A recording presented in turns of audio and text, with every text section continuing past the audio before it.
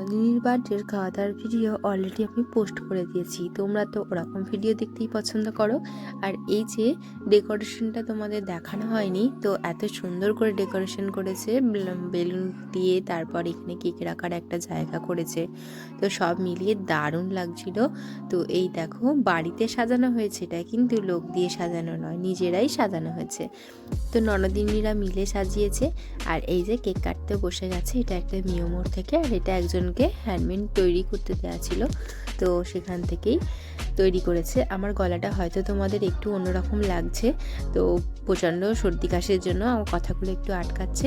তো video photo তো চলছেই, তারপরে বলল যে আলোটা অফ করে একটু তোলা হবে, তো বাচ্চা কাচ্চারা আলোটা জ্বেলে ফেলেছে।